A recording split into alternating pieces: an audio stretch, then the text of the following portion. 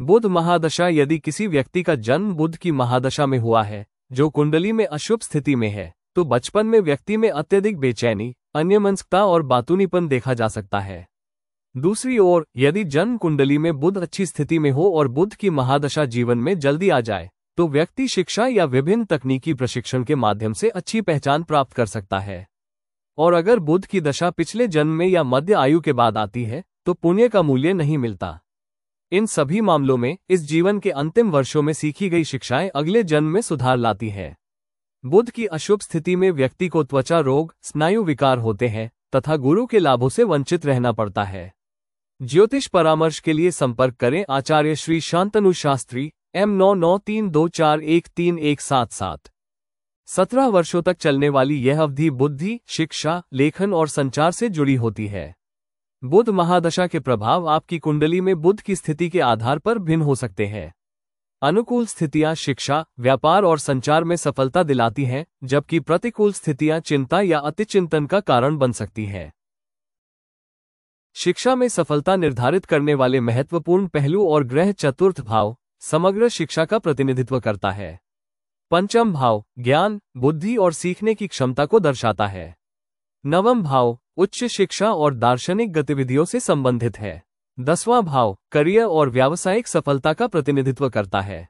बुध बुद्धि, विश्लेषणात्मक कौशल और संचार को नियंत्रित करता है, जो अवधारणाओं को समझने और जानकारी को बनाए रखने के लिए बहुत महत्वपूर्ण है। बृहस्पति बुद्धि, ज्ञान और उच्च शिक्षा का प्रतिनिधित्व करता है। सूर्य शक्ति, स्पष्टता और बुद्धि से जुड़ा है। मंगल शक्ति, उत्साह और तकनीकी कौशल का प्रतीक हो सकता है।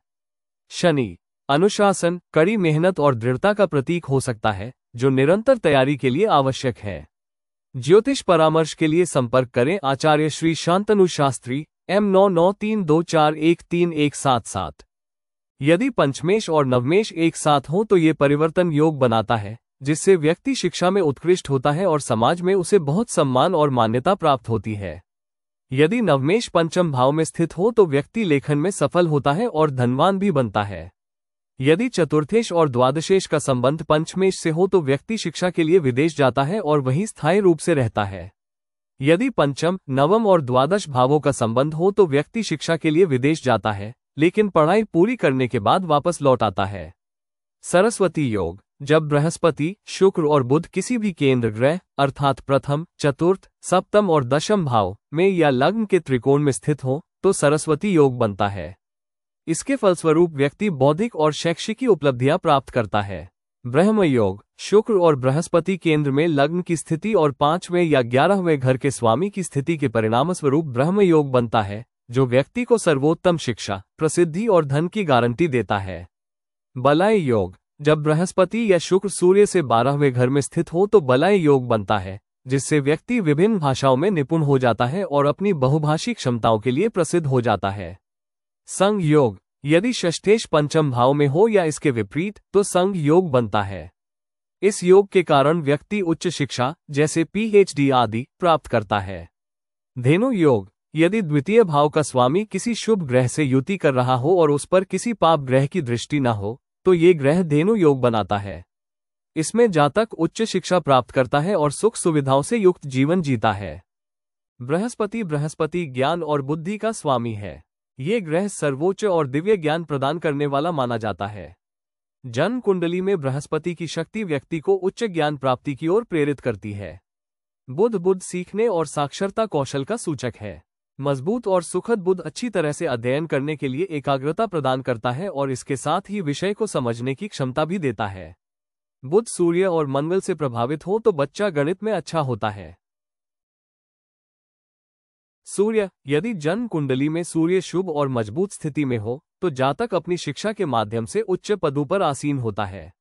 दूसरे भाव में बुध के साथ सूर्य की स्थिति साहित्यिक और भाषाई प्रतिभा लाती है। चंद्रमा मन का सबसे आंतरिक भाग है।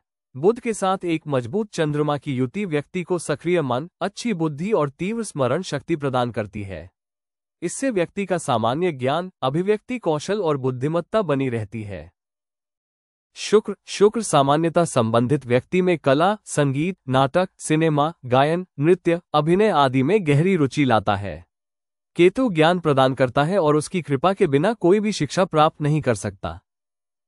राहु का संबंध गणित, व्यापार, चिकित्सा, राजनीति, मुद्रण, विद्युत उपकरण आदि से है। शनि जातक के जीवन में उपन्यास लेखन और पुरातात्विक कार्यों में उत्कृष्ट कौशल लाता है।